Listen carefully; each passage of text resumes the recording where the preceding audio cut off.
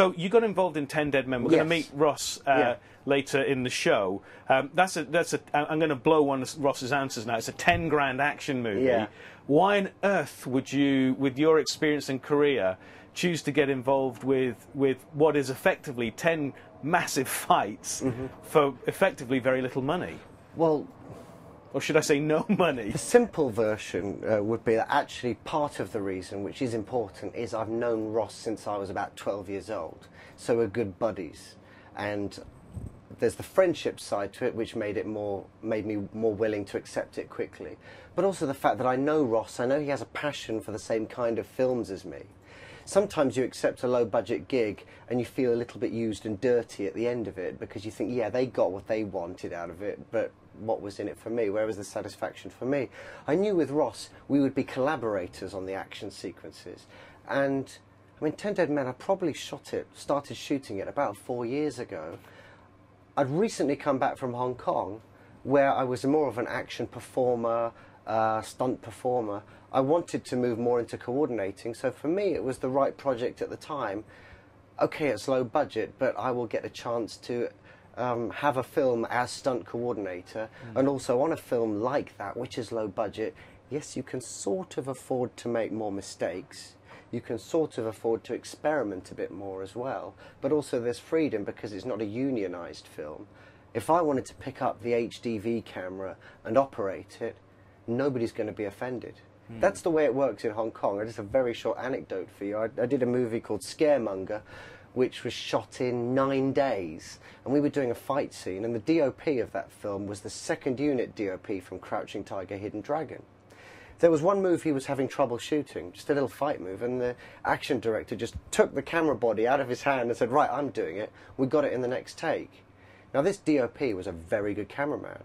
He wasn't offended. He turned to the action director and said, you really are a master. And that was the guy who'd shot the action for Crouching Tiger, Hidden Dragon. There was no sort of, that's my department, you know, you're stepping on my toes. And 10 Dead Men had that sort of crazy guerrilla collaborative thing where if I had to smear blood on somebody to help the makeup guy get his job done, I was going to do it. And I think the whole crew sort of mucked in.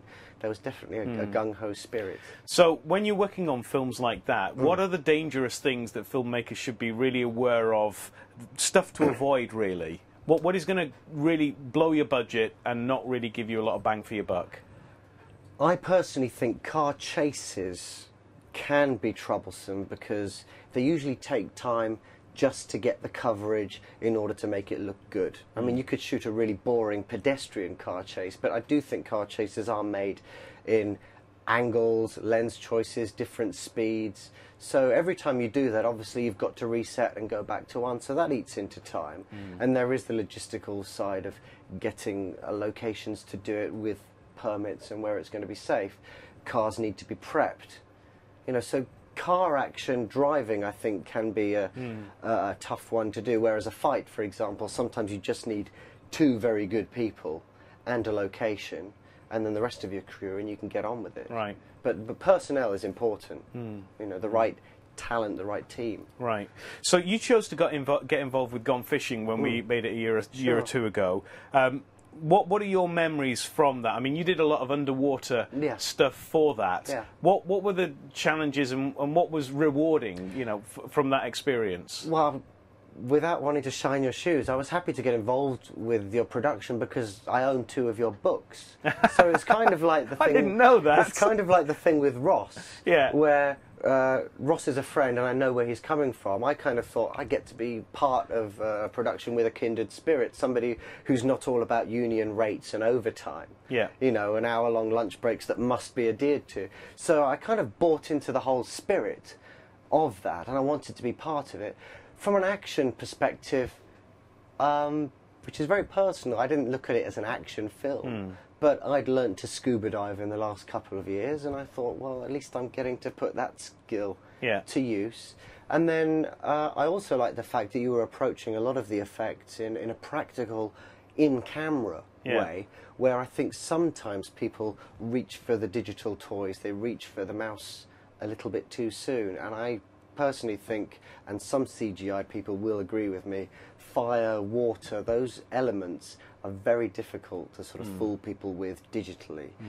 So I liked the fact that I was in the water up to my ankles in mud, holding a tennis racket with a fin on it, trying to just make that illusion. I actually think it worked. You know, thanks to the editing and all the other stuff. And if you watch the movie, you can actually see that tennis racket fin at one point.